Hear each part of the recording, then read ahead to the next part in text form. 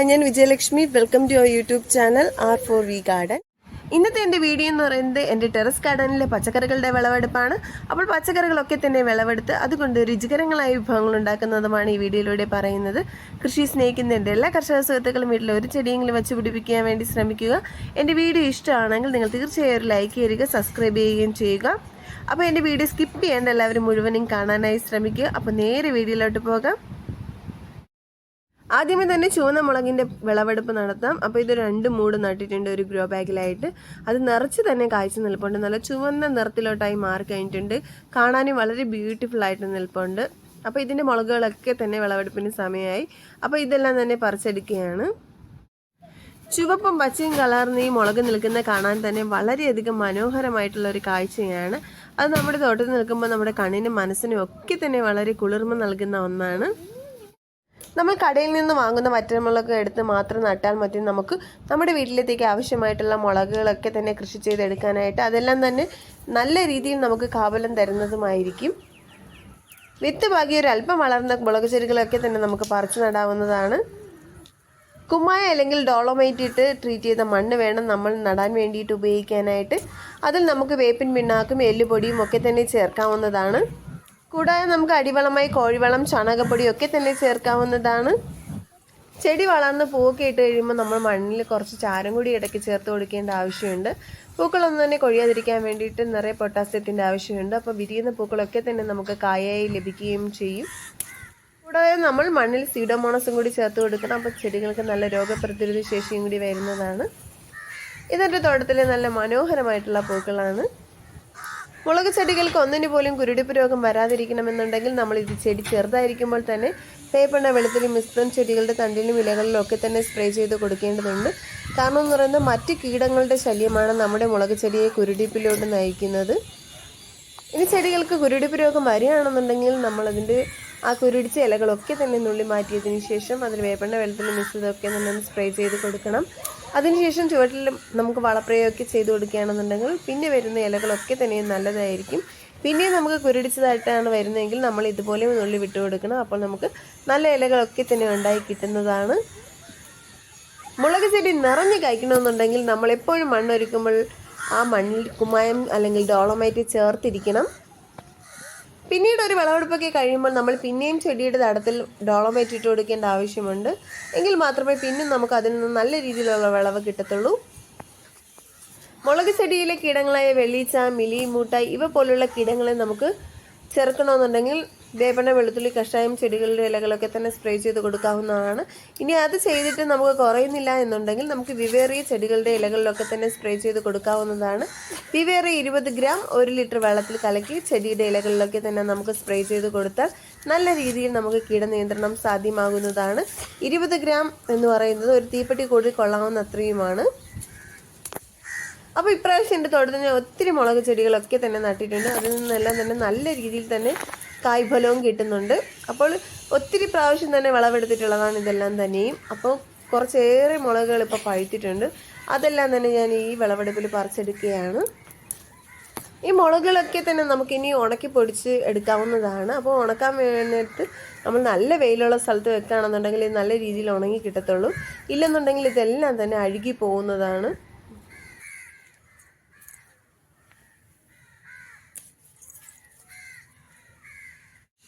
ഞാൻ ഈ നട്ടിരിക്കുന്ന പച്ചമുളകുകളൊക്കെ തന്നെ സപ്ലൈക്കോയിൽ നിന്ന് വാങ്ങിയിട്ടുള്ള പച്ചമുളകിൽ നിന്ന് എടുത്തിട്ടുള്ള വിത്ത് നട്ടുണ്ടാക്കിയിട്ടുള്ള തൈകളാണ്.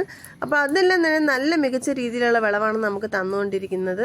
അപ്പോൾ ആ മുളകിലും വ്യത്യസ്ത രീതിയിലുള്ള മുളകുകളായിരുന്നു. അപ്പോൾ നിൽക്കുന്ന പച്ചമുളകുകളൊക്കെ തന്നെയും പല വ്യത്യസ്ത തരത്തിലുള്ള മുളകുകളാണ്. ഇനി മുളക് കൃഷി ചെയ്യാൻ സ്ഥലമില്ലാത്തവർക്കാണ്, മണ്ണില്ല എന്നുണ്ടെങ്കിൽ തന്നെയും നമുക്ക് ചെറിയ പ്ലാസ്റ്റിക് കണ്ടെയ്നറിലൊക്കെ തന്നെ കൃഷി ചെയ്തെടുക്കാൻ സാധിക്കുന്നതാണ്. അതിൽ നിന്ന് നമുക്ക് നല്ല മികച്ച രീതിയിലുള്ള വിളവും കിട്ടുന്നതാണ്. ഒരു ചെറിയ ഫാമിലിക്കൊക്കെ തന്നെ നമുക്ക് പ്ലാസ്റ്റിക് കണ്ടെയ്നറിൽ നടുകയാണെന്നുണ്ടെങ്കിൽ നമുക്ക് ഒത്തിരി മുളകുകളൊക്കെ തന്നെ പറിച്ചെടുക്കാൻ സാധിക്കുന്നതാണ്. അപ്പോൾ നമുക്ക് അതിൻ്റെ പരിചരണ രീതിയും വളപ്രയോഗമൊക്കെ വളരെ സിമ്പിളായിട്ടുള്ള കാര്യമാണ്. കൂടാതെ പച്ചമുളക് നിറഞ്ഞ് കഴിക്കണമെന്നുണ്ടെങ്കിൽ നമ്മൾ ആദ്യമേ തന്നെ മണ്ണിൽ കുമ്മായം ചേർത്തിരിക്കണം. ഇനി നമ്മൾ ഒരു വിളവെടുപ്പൊക്കെ കഴിഞ്ഞ് കഴിയുമ്പോഴത്തേക്കും പിന്നെയും മണ്ണിൽ ഒത്തിരി കുമ്മായം ചേർത്ത് കൊടുക്കേണ്ട ആവശ്യമുണ്ട്. എങ്കിൽ മാത്രമേ പിന്നെയും നമുക്ക് അടുത്ത് വിളവെടുക്കാനായിട്ട് സാധിക്കത്തുള്ളൂ. കൂടാതെ നമ്മൾ പച്ചമുളക് ചെടിക്ക് ഒരു 10 ദിവസം കൂടുമ്പോഴെങ്കിലും വളപ്രയോഗം ചെയ്ത് കൊടുക്കേണ്ട ആവശ്യമുണ്ട്. നമുക്ക് ചാണകപ്പൊടിയോ കോഴിവളമോ അതുപോലെ തന്നെ ആട്ടിൻ വളമോ ഒക്കെ ചേർത്ത് കൊടുക്കാവുന്നതാണ്. നമ്മുടെ വീട്ടിലെ പച്ചക്കറി വേസ്റ്റിൽ നിന്നുണ്ടാക്കിയ കമ്പോസ്റ്റ് ഇട്ട് കൊടുക്കാം. ഇല്ലെന്നുണ്ടെങ്കിൽ പച്ചക്കറി വേസ്റ്റിനെ നമുക്ക് അഴുകിയെടുക്കുന്ന ജൈവ സ്ലറി നേർപ്പിച്ചിട്ട് ചെടികളുടെ ചുവട്ടിലൊക്കെ തന്നെ ഒഴിച്ചു കൊടുക്കാവുന്നതാണ്. ഒരുപാട് വെള്ളം കോരി ഒഴിച്ചു കൊടുക്കേണ്ട ആവശ്യമൊന്നുമില്ല. അതിന് ആവശ്യമായിട്ടുള്ള വെള്ളം മാത്രമേ കൊടുക്കാവുള്ളൂ. ഒത്തിരി വെള്ളം ഈർപ്പൊക്കെ ആണെന്നുണ്ടെങ്കിൽ അതിന് മൂടെല്ലാം തന്നെ ചീഞ്ഞു പോകുന്നതാണ്. കൂടാതെ നമുക്ക് പച്ചമുളകിലെ കീടങ്ങളെ നിയന്ത്രിക്കാൻ വേണ്ടിയിട്ട് കഞ്ഞിവെള്ളം പുളിപ്പിച്ചിട്ട് അതിന് നമുക്ക് നേർപ്പിച്ചിട്ട് ചെടികളുടെ ഇലകളിലൊക്കെ തന്നെ സ്പ്രേ ചെയ്ത് കൊടുക്കാം. കൂടാതെ ഇതിൻ്റെ ചുവട്ടിലും ഒഴിച്ചു കൊടുക്കാവുന്നതാണ്. അപ്പോൾ ഉപ്പിടാണ്ട് വേവിച്ചെടുത്ത കഞ്ഞിവെള്ളമാണ് നമ്മളിതിന് വേണ്ടിയിട്ട് ഉപയോഗിക്കേണ്ടത്. ഇത്രയും പച്ചമുളക് തന്നെ കിട്ടിയിട്ടുണ്ട്. ഇനിയുള്ളതെന്ന് പറയുന്നത് പാവയ്ക്കയാണ്. അപ്പോൾ പാവയ്ക്കയുടെ വിളവെടുപ്പും കൂടി നടത്തുകയാണ്. അപ്പോൾ ഇത് കുറച്ചൊന്ന് വലിപ്പമുള്ള ഒരു പാവയ്ക്കയാണ്. നേരത്തെ ഉണ്ടായിരുന്നത് കുറച്ച് തീരെ കുഞ്ഞായിട്ടുള്ളതായിരുന്നു. ഇതൊരല്പം വലിപ്പമുള്ളതാണ്. നല്ല ഉരുണ്ട ടൈപ്പിനുള്ളതുമാണ്. വെള്ള കളറിലാണ്. അധികം കയ്പൊന്നും ഇല്ലാത്ത പാവയ്ക്കയാണ്. അപ്പോൾ ഇതിൻ്റെ ഒരു വിളവെടുപ്പ് ഞാൻ നേരത്തെ കഴിഞ്ഞതാണ്. അപ്പോൾ ഇത് രണ്ടാമതാണ് ഇതിൽ നിന്ന് വിളവെടുക്കുന്നത്. അപ്പോൾ ഒരു ചെടിയിൽ നിന്ന് നിറച്ച് തന്നെ കായ്ച്ച് നിൽപ്പുണ്ട്. ഇനിയും നിറയെ അതിൻ്റെ ചെറിയ കായ്കളൊക്കെ തന്നെ നിൽപ്പുണ്ട്. അപ്പോൾ ഇത്രയും പാവയ്ക്ക വിളവെടുത്തിട്ടുണ്ട് ഒരു ചെടിയിൽ നിന്ന്. ഇനിയുള്ളതെന്ന് പറയുന്നത് പച്ച കളറിലെ ചീരയുടെ വിളവെടുപ്പാണ്. നമുക്ക് യാതൊരുവിധ പരിചരണത്തിൻ്റെ ആവശ്യമില്ലാതെ തന്നെ വിളയിച്ചെടുക്കാൻ പറ്റുന്ന ഒന്നാണ് ഈ പച്ച കളറിലെ നാടൻ ചീര എന്ന് പറയുന്നത്. അപ്പോൾ ഇതെന്ന് പറഞ്ഞാൽ ഒരു പ്രാവശ്യം വിളവെടുപ്പ് കഴിഞ്ഞതാണ്. അപ്പോൾ അതിൽ നിന്ന് തന്നെ നിറച്ച് ശിഖരങ്ങളൊക്കെ പൊട്ടിയിട്ടുണ്ട്. അതിൽ നിന്നാണ് ഇനി വിളവെടുക്കാൻ പോകുന്നത്. മറ്റു ചീരകളെ വെച്ച് നോക്കുമ്പോൾ താരതമ്യേന കീടശല്യം വളരെ കുറവാണ് ഇതിന്. നമ്മുടെ തോട്ടത്തിൽ ഒരു ചീരത്തൈനെ വിത്തിന് നിർത്തുകയാണെന്നുണ്ടെങ്കിൽ അതിൽ നിന്ന് വിത്തുകളൊക്കെ തന്നെ വീണ് നമുക്ക് ഒരുപാട് തൈകൾ ഉണ്ടായി കിട്ടുന്നതാണ്. ധാരാളം വൈറ്റമിൻ എയും കാൽഷ്യം ഒക്കെ തന്നെ അടങ്ങിയിട്ടുള്ള ഒരു പച്ചക്കറിയാണിത്. അപ്പോൾ ഇതുകൊണ്ടുണ്ടാക്കുന്ന വിഭവങ്ങളൊക്കെ തന്നെ വളരെ സ്വാദിഷ്ടമായിട്ടുള്ളതാണ്. അപ്പോൾ നമ്മളിത് വെച്ച് പിടിപ്പിക്കുകയാണെന്നുണ്ടെങ്കിൽ നമ്മുടെ വീട് വിട്ട് ഇത് പോകത്തേയില്ല. ഇതിൻ്റെ വിത്ത് വീണ് എപ്പോഴും നമുക്ക് തൈകൾ ഉണ്ടായി കിട്ടുന്നതാണ്. ചീര നമ്മൾ മൂടോടുകൂടി പുഴുതെടുക്കാണ്ട് കട്ട് ചെയ്തെടുക്കുകയാണെന്നുണ്ടെങ്കിൽ അതിൽ നിന്ന് ധാരാളം ശിഖരങ്ങളൊക്കെ പൊട്ടി നമുക്ക് പിന്നെയും വിളവെടുക്കാൻ സാധിക്കുന്നതാണ്. ഒരു 3-4 പ്രാവശ്യമൊക്കെ തന്നെ ഈ പച്ചക്കളറിലെ ചീരയിൽ നിന്ന് നമുക്ക് വിളവെടുപ്പിന് പറ്റുന്നതാണ്. കൂടാതെ നമ്മളിത് പുഴുത് കളയുകയാണെന്നുണ്ടെങ്കിൽ അത് പുഴുതിടുന്ന സ്ഥലത്ത് നിന്ന് തന്നെ കിടന്ന് പൊടിച്ച് പിന്നെയും അതിൽ നിന്ന് ശിഖരങ്ങളൊക്കെ തന്നെ പൊട്ടി വരുന്നതാണ്. അപ്പോൾ എല്ലാവർക്കും നടാൻ പറ്റിയ ഒരു വെറൈറ്റിയിലുള്ള ഒരു ചീരയാണ് നമ്മുടെ നാടൻ പച്ചച്ചീര എന്ന് പറയുന്നത്. കൃഷി ചെയ്യാൻ സ്ഥലമില്ലാത്തവർക്ക് നമുക്ക് ചെറിയ പ്ലാസ്റ്റിക് കണ്ടെയ്നറിലൊക്കെ തന്നെ ഈ ചീരയെ വളർത്തിയെടുക്കാൻ സാധിക്കുന്നതാണ്. അപ്പോൾ ഒരു 5-6 പ്ലാസ്റ്റിക് കണ്ടെയ്നർ നടുകയാണെന്നുണ്ടെങ്കിൽ നമുക്കൊരു നേരത്തെ തോരത്തിനുള്ള ചീരകളൊക്കെ തന്നെ അതിൽ നിന്ന് ഉൽപ്പാദിപ്പിച്ചെടുക്കാൻ സാധിക്കുന്നതാണ്. വളരെ കുറച്ച് വളവും വളരെ കുറച്ച് വെള്ളവും മാത്രം മതി. നമുക്ക് എവിടെയെങ്കിലും ഹാങ് ചെയ്തിട്ട് കൊടുത്താൽ മതി. നമ്മൾ പ്ലാസ്റ്റിക് കണ്ടെയ്നറിൽ വളമൊക്കെ നിറച്ചിട്ട് നടുകയാണെന്നുണ്ടെങ്കിൽ. അപ്പോൾ ഇത്രയും ചീരകളൊക്കെ തന്നെ വിളവെടുത്തിട്ടുണ്ട്. പച്ചക്കറികളൊക്കെ തന്നെ നമ്മളെപ്പോഴും മൂപ്പത്തുന്നതിന് മുന്നേ പറിച്ചെടുത്ത് ഉപയോഗിക്കുന്നതാണ് വളരെയധികം രുചികരം. ഇതിൻ്റെ കളർ കോമ്പിനേഷനൊക്കെ കാണാൻ വളരെ ബ്യൂട്ടിഫുള്ളാണ്. പച്ചയും ചുവപ്പും വെള്ളയൊക്കെ ചേർന്നിട്ടുള്ളത്. ഇതെന്ന് പറയുന്നത് പീച്ചിങ്ങ ചെടിയാണ്. അപ്പോൾ ധാരാളം തന്നെ പീച്ചിങ്ങയുടെ കായ്കളൊക്കെ തന്നെ ഉണ്ടായി നിൽപ്പുണ്ട്. പിന്നെ എന്ന് പറയുന്നത് കോവയ്ക്കയുടെ വള്ളിയും കൂടെ പടർന്ന് കിടപ്പുണ്ട്. അതിലും നിറച്ച് കായ്കൾ ഉണ്ടായി നിൽപ്പുണ്ട്. ഇനി ഇതൊരു 3-4 ദിവസം കഴിയുമ്പോഴേ വിളവെടുപ്പിന് സമയമാവത്തുള്ളൂ. അപ്പോൾ പീച്ചിങ്ങ ചെടിയും നിറച്ച് കായ്കളൊക്കെ തന്നെ ആടി നിൽപ്പുണ്ട്. അപ്പോൾ അതിൻ്റെയൊക്കെ തന്നെ കവറിട്ട് കൊടുക്കുകയാണെന്നുണ്ടെങ്കിൽ മറ്റു കീടങ്ങളൊന്നും ആക്രമിക്കാതെ നമുക്ക് എല്ലാം തന്നെ കായായി ലഭിക്കുന്നതാണ്. ഇത് മറ്റൊരു പീച്ചിങ്ങയുടെ ചെടിയാണ്. അതിലും ധാരാളം തന്നെ കായ്കൾ ഉണ്ടായി നിൽപ്പുണ്ട്. ഇതിൽ നിന്ന് 2-3 പ്രാവശ്യമൊക്കെ ഞാൻ കായ്കളൊക്കെ തന്നെ ഞാൻ പറിച്ചിട്ടുണ്ട്. അപ്പോൾ പിന്നെയും അതിൽ നിന്ന് ശിഖരങ്ങളൊക്കെ പൊട്ടി നിറച്ച് കായ്കളായി നിൽപ്പുണ്ട്. അപ്പോൾ ഇതിൽ ധാരാളം തന്നെ ആൺപൂക്കൾ ഉണ്ടാകുന്നുണ്ട്. വിരിയുന്ന പൂക്കളൊക്കെ തന്നെ കായായി ലഭിക്കുന്നുണ്ട്. പിന്നെ ഇതെന്ന് പറയുന്നത് ഒരു പച്ച കളറുള്ള വഴുതനങ്ങ ചെടിയാണ്. അതിലും കായ്കളൊക്കെ തന്നെ പിടിച്ച് നിൽപ്പുണ്ട്. ഇതിനും ധാരാളം വിളവെടുത്തിട്ടുള്ള ഒരു ചെടിയാണ്. അപ്പോൾ ഇതും പിഞ്ചായിരിക്കുമ്പോൾ തന്നെ പറിച്ചുപയോഗിക്കുന്നതാണ് നമുക്ക് രുചികരം. ഇനിയുള്ളതെന്ന് പറയുന്നത് വെള്ളരിക്കയാണ്. അപ്പോൾ ഒരു വെള്ളരിക്കയും കൂടി വിളവെടുപ്പിന് സമയമായിട്ടുണ്ട്. അപ്പോൾ അതും കൂടി പറിച്ചെടുക്കാം. നമുക്ക് കടയിൽ നിന്ന് വാങ്ങുന്ന മൂപ്പത്തിയ വെള്ളരിയിൽ നിന്ന് എടുക്കുന്ന വിത്തുകളൊക്കെ തന്നെ മതിയാകും നമ്മുടെ വീട്ടിലത്തേക്ക് ആവശ്യമായിട്ടുള്ള വെള്ളരിക്ക വിളയിച്ചെടുക്കുന്നതിനായിട്ട്. അപ്പോൾ ഈ വെള്ളരിയും കൂടി വിളവെടുത്തിട്ടുണ്ട്. അപ്പോൾ വളരെയധികം ടേസ്റ്റി ആയിട്ടുള്ള ഒന്നാണ്. എല്ലാ ചെടികളും നടുമ്പോൾ നമ്മൾ എപ്പോഴും മണ്ണിൽ നിറച്ച് കുമ്മായം കൂടി ചേർത്തിരിക്കണം. എങ്കിൽ മാത്രമേ നമ്മൾ വിചാരിക്കുന്ന രീതിയിലുള്ള വിളവ് നമുക്ക് അതിൽ നിന്ന് ലഭിക്കുകയുള്ളൂ. അപ്പോൾ നമുക്ക് നല്ല വിഷരഹിതമായിട്ടുള്ള പച്ചക്കറി വിളയിച്ചെടുക്കണമെന്നുണ്ടെങ്കിൽ നമ്മൾ വിചാരിച്ചാൽ മാത്രം മതി. ഇനിയുള്ളതെന്ന് പറയുന്നത് പീച്ചിങ്ങയുടെ വിളവെടുപ്പാണ്. അപ്പോൾ പീച്ചിങ്ങയെ നമ്മൾ മൂപ്പത്തുന്നതിന് മുന്നേ പറിച്ചെടുക്കുന്നതാണ് രുചികരം. അപ്പോൾ പീച്ചിങ്ങയിൽ നാരുകളൊക്കെ തന്നെ ആവുന്നതിന് മുന്നേ തന്നെ നമുക്ക് പറിച്ചെടുക്കേണ്ട ആവശ്യമുണ്ട്. ഇതുകൊണ്ട് ഉണ്ടാക്കുന്ന വിഭവങ്ങളൊക്കെ തന്നെ വളരെ സ്വാദിഷ്ടമായിട്ടുള്ള ഒന്നാണ്. ഇതുകൊണ്ട് നമുക്ക് തോരനും മെഴുക്കുവരട്ടിയും സലാഡും ഒക്കെ തന്നെ ഉണ്ടാക്കിയെടുക്കാൻ സാധിക്കുന്നതാണ്. അപ്പോൾ ഇതിൽ നാരുകളൊക്കെ തന്നെ ഉണ്ടാകുന്നുണ്ടെങ്കിൽ നമുക്ക് അതിനെ വിത്തിന് വേണ്ടി നിർത്താവുന്നതാണ്. അപ്പോൾ വിത്തുകളായി കഴിയുമ്പോൾ നമുക്ക് അതിൻ്റെ തൊണ്ടും നമുക്ക് ഉപയോഗിക്കാൻ സാധിക്കുന്നതാണ്. അതിനെ നമുക്ക് ശരീരം തേച്ചൊടിച്ച് കുളിക്കാൻ വേണ്ടി ഉപയോഗിക്കാവുന്നതാണ്. ഇനി കുറച്ച് കോവയ്ക്കൊക്കെ തന്നെ അങ്ങിങ്ങായിട്ട് മൂപ്പത്തി നിൽപ്പുണ്ട്, അതും കൂടി പറിച്ചെടുക്കുകയാണ്. അപ്പോൾ കുറച്ചേറെ പീച്ചിങ്ങ ചെടികളൊക്കെ തന്നെ നട്ടിട്ടുണ്ട്. അപ്പോൾ അത് അങ്ങിങ്ങായിട്ട് തന്നെ കായ്ച്ചു നിൽപ്പുണ്ട്. അപ്പോൾ ഈ ഒരു പീച്ചിങ്ങയും കൂടി ഞാൻ വിളവെടുക്കുകയാണ്. അപ്പോൾ ഈ സൈസിനുള്ളതാണെങ്കിൽ ഒരു 3-4 പീച്ചിങ്ങ വേണം നമ്മുടെ ഒരു ഫാമിലിക്ക് വേണ്ടിയിട്ട്. അപ്പോൾ ഇതിൻ്റെ തൊലികളൊക്കെ തന്നെ ചെത്തിയെടുക്കുമ്പോൾ വളരെ കുറച്ച് മാത്രമേ കിട്ടത്തുള്ളൂ. അപ്പോൾ അതിനെ കട്ട് ചെയ്തെടുക്കുമ്പോൾ വെന്ത് വരുമ്പോൾ കുറച്ചേ കാണത്തുള്ളൂ. എപ്പോഴും നമ്മൾ പച്ചക്കറികളൊക്കെ നടുമ്പോൾ പല വ്യത്യസ്ത തരത്തിലുള്ള പച്ചക്കറി ചെടികൾ നടുകയാണെന്നുണ്ടെങ്കിൽ നമുക്ക് ഒരു മടുപ്പ് കൂടാണ്ട് എല്ലാം കഴിക്കാൻ വേണ്ടിയിട്ട് സാധിക്കും. എന്നും ഓരോ രീതിയിലുള്ളതാകുമ്പോഴത്തേക്കും എപ്പോഴും മടുപ്പായിരിക്കും. വ്യത്യസ്ത തരത്തിലുള്ള പച്ചക്കറികളാണെന്നുണ്ടെങ്കിൽ അത് വളരെ ടേസ്റ്റ് ഉള്ളതായിരിക്കും. കുറച്ച് നിത്യവൈദ്യനികയും കൂടി ഇപ്പോൾ പറിച്ചെടുക്കുന്നുണ്ട്. അപ്പോൾ അതും അങ്ങിങ്ങായി തന്നെ കുറച്ചേറെ നിൽപ്പുണ്ട്. എവിടെ വീണാലും അതെല്ലാം തന്നെ ചെടികളൊക്കെ തന്നെ മുളച്ച് വരുന്നതാണ്. നമുക്ക് ഒരു പരിചരണത്തിൻ്റെ ആവശ്യമില്ലാണ്ട് കിട്ടുന്ന ചെടികളൊക്കെയാണിത്. അപ്പോൾ കൃഷി ചെയ്യാൻ സമയമില്ലാത്തവർക്ക് പോലും ഇതുപോലെ നമുക്ക് അധികം കരുതലൊന്നും വേണ്ടാത്ത ചെടികളൊക്കെ തന്നെ നടുകയാണെന്നുണ്ടെങ്കിൽ നമ്മുടെ വീട്ടിലേക്ക് ആവശ്യമായിട്ടുള്ള ഒരു വിഷരഹിത പച്ചക്കറി നമുക്ക് വീട്ടിൽ തന്നെ ഉൽപ്പാദിപ്പിച്ചെടുക്കാൻ സാധിക്കുന്നതാണ്. കോവൽ ചെടിയൊക്കെ നടുകയാണെന്നുണ്ടെങ്കിൽ നമുക്ക് എന്നും തന്നെ അതിൽ നിന്ന് നമുക്ക് വേണ്ടുന്ന പച്ചക്കറികളൊക്കെ തന്നെ കിട്ടുന്നതാണ്. കാരണം എന്ന് വെച്ചാൽ അത് നിറച്ച് തന്നെ ഉണ്ടാകുന്ന ഒന്നാണ്. അപ്പോൾ ഇപ്പം തന്നെ ഒരുപാട് പൂക്കളൊക്കെ തന്നെ നിറഞ്ഞു നിൽപ്പുണ്ട്. ഒരു 2-3 ദിവസം കഴിയുമ്പോൾ അതെല്ലാം തന്നെ നമുക്ക് വിളവെടുപ്പിന് സമയമാവുന്നതാണ്. അപ്പോൾ കോവലിൻ്റെ വള്ളി അങ്ങിങ്ങായിട്ട് എല്ലാം തന്നെ പടർന്നു പോയിട്ടുണ്ട് ടെറസ് ഗാർഡനിൽ. അപ്പോൾ എവിടെയാണ് പന്തലിട്ടേക്കുന്നത് അവിടെ എല്ലാം തന്നെ അതെല്ലാം തന്നെ പടർന്നു വരുന്നതാണ്. താഴെ ഒരു ചെറിയ ചാക്കിലാണ് ഞാൻ ഈ കോവലിൻ്റെ കമ്പ് നട്ടിരിക്കുന്നത്. അതിങ്ങി പടർന്ന് 2ാമത്തെ നിലയിലെത്തിയിട്ട് അവിടെ നിന്നാണ് ഈ കായ്കളൊക്കെ തന്നെ പറിച്ചെടുക്കുന്നത്. അപ്പോൾ സ്ഥലമില്ലാത്തവർക്ക് ചെറിയ ചാക്കിലേക്ക് നട്ട് നമ്മൾ ടെറസിലോട്ട് പടർത്തി വിടുകയാണെന്നുണ്ടെങ്കിൽ അതിൽ നിന്ന് നമുക്ക് ധാരാളം തന്നെ പറിച്ചെടുക്കാൻ സാധിക്കുന്നതാണ്. ഇപ്പോൾ കൃഷിഭവൻ മുഖേന നമുക്ക് ഒരുപാട് കോവലിൻ്റെ തൈകളൊക്കെ തന്നെ കൊടുക്കുന്നുണ്ട്. അവിടെ നിന്ന് നമുക്ക് ചോദിക്കുകയാണെന്നുണ്ടെങ്കിൽ കിട്ടുന്നതാണ്. അപ്പോൾ നമ്മുടെ കൃഷിഭവനിൽ എന്തായാലും എല്ലാവർക്കും തന്നെ കോവലിൻ്റെ കമ്പുകളൊക്കെ തന്നെ കിട്ടിയിട്ടുണ്ട്. ഇനിയുള്ളതെന്ന് പറയുന്നത് ഒരു ചുവന്ന ആനക്കൊമ്പൻ വേണ്ടയാണ്. അപ്പോൾ അതും കൂടി വിളവെടുക്കുന്നുണ്ട്. മറ്റ് വഴുതനങ്ങ ചെടികളെ അപേക്ഷിച്ച് താരതമ്യേന കീടശല്യം വളരെ കുറവായിട്ടുള്ള ഒരു ചെടിയാണ്. കൂടാതെ ഒരുപാട് കാലം നമുക്ക് നിൽക്കുന്നതുമായിട്ടുള്ള ഒരു ചെടിയാണ്. അപ്പോൾ ഇതിൻ്റെ പേര് സൂചിപ്പിക്കും പോലെ ഇതിന് തക്കാളി വഴുതനങ്ങയാണ്. കാണാൻ തക്കാളിയെ പോലെ എന്നാൽ വഴുതനങ്ങൻ്റെ ടേസ്റ്റുമാണ്. ഇത് വഴുതനങ്ങ ചെടിയാണ്. അപ്പോൾ ഇതിൻ്റെ ടേസ്റ്റ് എന്ന് പറഞ്ഞാൽ മറ്റ് വഴുതനങ്ങ ചെടിയിൽ നിന്നും കുറച്ച് വ്യത്യസ്തമായിട്ടുള്ളതാണ്. എങ്കിലും വളരെയധികം രുചികരമായിട്ടുള്ള ഒന്നാണിത്. എല്ലാവർക്കും അവരുടെ ഗാർഡനിൽ വച്ചുപിടിപ്പിക്കാൻ സാധിക്കുന്നതാണ് തക്കാളി വഴുതനങ്ങ എന്ന് പറയുന്നത്. ഇതെന്ന് പറയുന്നത് ഒരു നാരകത്തിൻ്റെ ചെടിയാണ്. ഇതൊരു ചെറിയ ഡ്രമ്മിലാണ് വെച്ചിരിക്കുന്നത്. ഇതിൽ നിറച്ച് തന്നെ ഇപ്പോൾ കായ്കളൊക്കെ തന്നെ ഉണ്ടായി വരുന്നുണ്ട്. ഇതൊരു ബഡ് ചെയ്തെടുത്തിട്ടുള്ള ഒരു ചെടിയാണ് വാങ്ങി നട്ടിട്ടുള്ളത്. അപ്പോൾ ഇത് നിറച്ച് തന്നെ ഇപ്പോൾ കായ്ച്ചു വരുന്നുണ്ട്. കഴിഞ്ഞ പ്രാവശ്യം ഇതിൽ നിന്ന് 2 കായ്കളാണ് കിട്ടിയിട്ടുണ്ടായിരുന്നത്. ഇപ്രാവശ്യം നിറച്ച് പൂക്കുകയും ഒത്തിരി കായ്കളൊക്കെ തന്നെ ഉണ്ടായി നിൽക്കുകയും ചെയ്യുന്നുണ്ട്. അപ്പോൾ ഇതെല്ലാം തന്നെ തോട്ടത്തിൽ നിൽക്കുന്ന കാണുന്നതെന്ന് പറയുന്നത് തന്നെ മനസ്സിന് വളരെയധികം സന്തോഷമുള്ള ഒരു കാര്യമാണ്.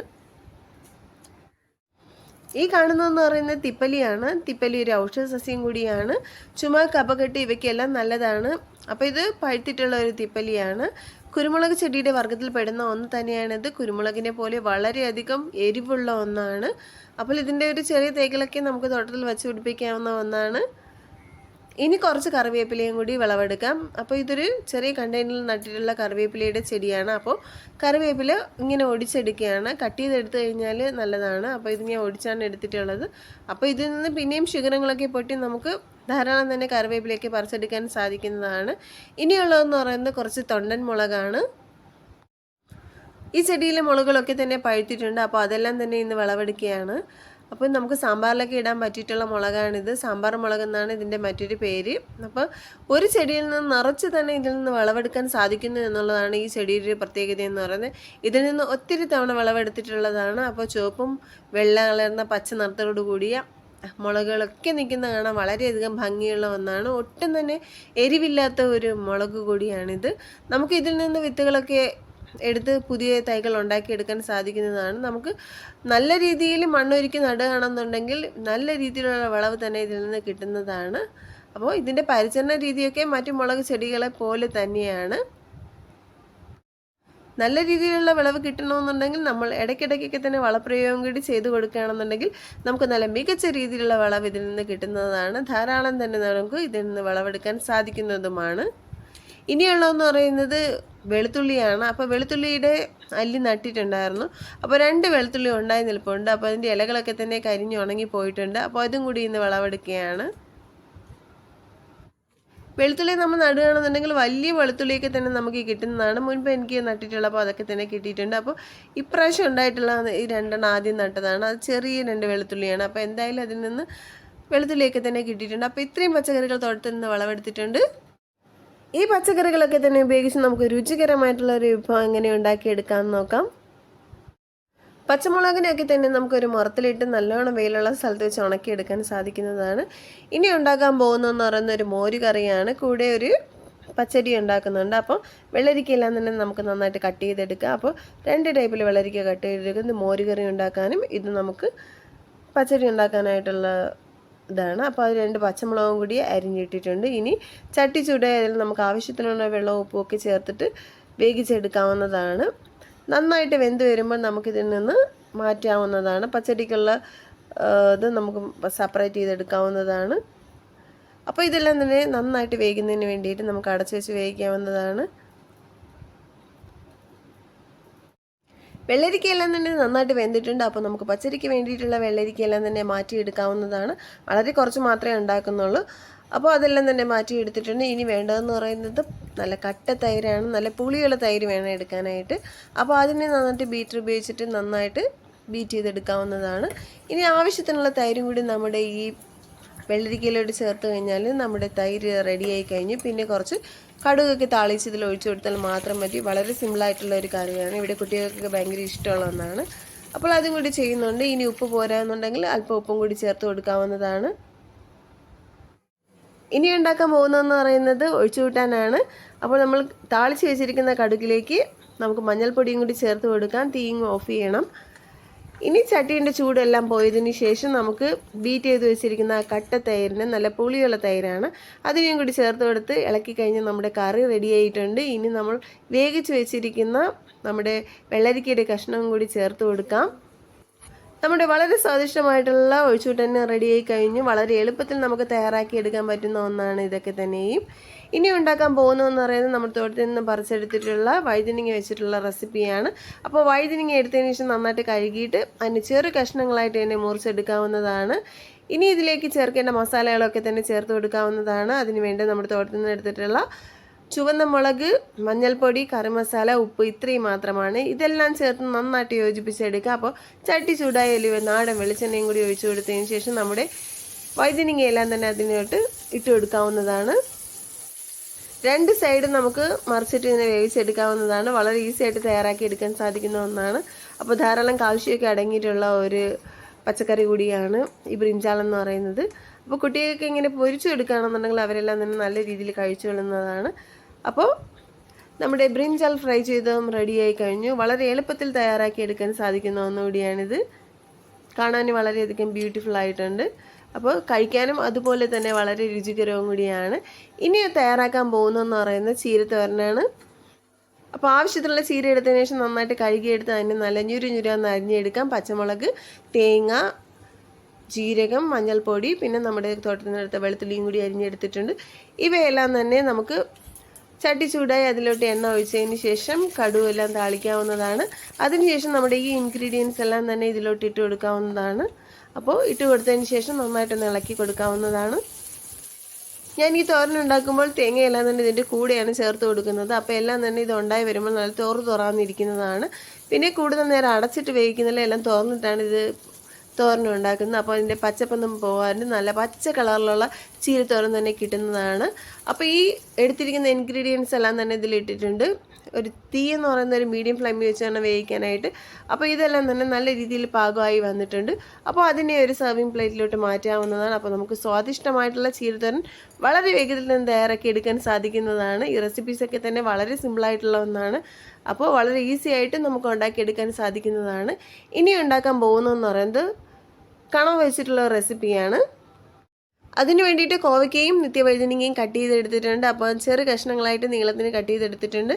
ഇനി നമുക്ക് കടയിൽ നിന്ന് വാങ്ങിയ കണവയും നന്നായിട്ട് കഴുകി വൃത്തിയാക്കി എടുക്കാം. അതിലേക്ക് ഞാൻ ചുവന്ന പച്ചമുളക് അരച്ചെടുത്തിട്ടുണ്ട്. അതിലൂടെ മഞ്ഞൾപ്പൊടി, കറി മസാല, പിന്നെ വെളുത്തുള്ളി, ഇഞ്ചി ഇവയൊക്കെ തന്നെ ചേർക്കുന്നുണ്ട്. അപ്പോൾ വെളുത്തുള്ളി, ഇഞ്ചി നന്നായിട്ട് ഇടികല്ലിലിട്ട് നന്നായിട്ട് ഇടിച്ചെടുക്കാവുന്നതാണ്. അപ്പോൾ ഇതിനെ ചതച്ചെടുത്തതിന് ശേഷം നമുക്ക് ഈ കണവയിലോട്ടെല്ലാം തന്നെ തേച്ച് പിടിപ്പിക്കാവുന്നതാണ്.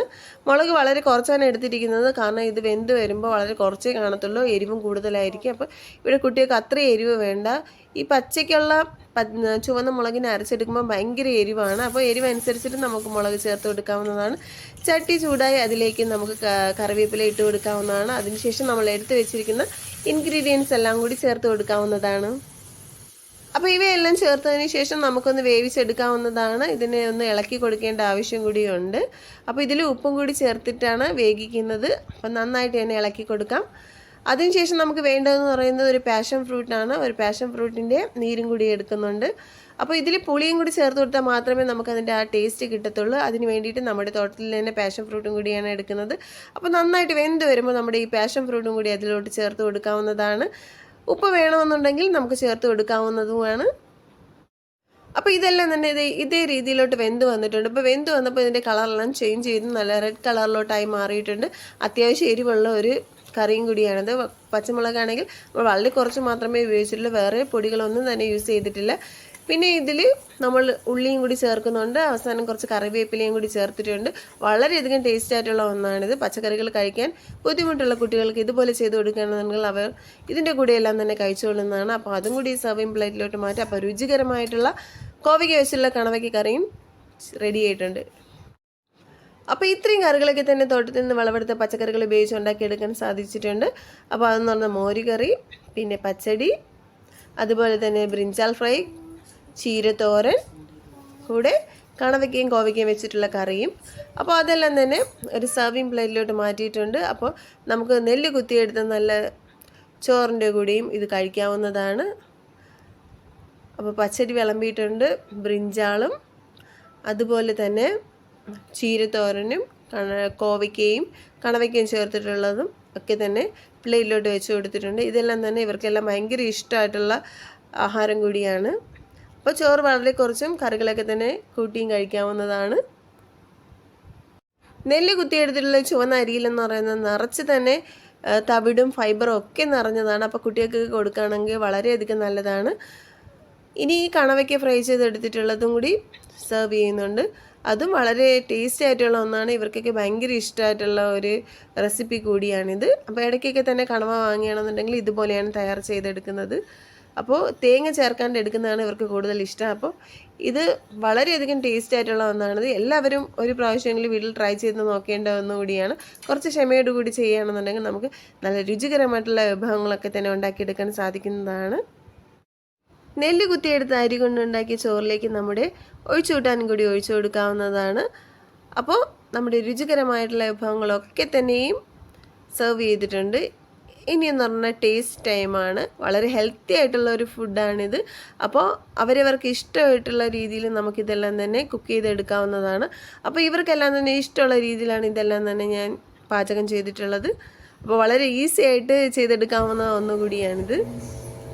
അപ്പോൾ എല്ലാവരും വീട്ടിലൊന്ന് ട്രൈ ചെയ്ത് നോക്കേണ്ടതാണ്. അപ്പോൾ എല്ലാവരും വീട്ടിൽ ഇതൊക്കെ തന്നെ ആയിരിക്കും ഉണ്ടാക്കുന്നത്. അപ്പോൾ ഇതുപോലെ ടേസ്റ്റി ആയിട്ടുള്ള വിഭവം ഉണ്ടാക്കണമെങ്കിൽ നിങ്ങൾ തീർച്ചയായിട്ടും വീട്ടിൽ ഒരു ചെടിയെങ്കിലും വെച്ച് പിടിപ്പിക്കേണ്ട ആവശ്യമായിട്ടുണ്ട്. അപ്പോൾ കൃഷി സ്നേഹിക്കുന്നതിൻ്റെ എല്ലാ കൂട്ടുകാരും വീട്ടിൽ ഒരു ചെടിയെങ്കിലും വെച്ച് പിടിപ്പിക്കാൻ വേണ്ടി ശ്രമിക്കുക. എൻ്റെ വീഡിയോ ഇഷ്ടമായാൽ തീർച്ചയായും എല്ലാവരും ലൈക്ക് ചെയ്യുക, ഷെയർ ചെയ്യുക, സബ്സ്ക്രൈബ് ചെയ്യുക. അപ്പോൾ അടുത്ത് കാണുന്ന ബെലൈക്കനും കൂടി ഇനേബിൾ ചെയ്യുകയാണെന്നുണ്ടെങ്കിൽ ഞാൻ ഇടുന്ന പുതിയ വീഡിയോയുടെ നോട്ടിഫിക്കേഷൻസ് ഒക്കെ കിട്ടുന്നതാണ്. അപ്പോൾ പുതിയൊരു വീഡിയോയുമായി വീണ്ടും കാണാം. താങ്ക്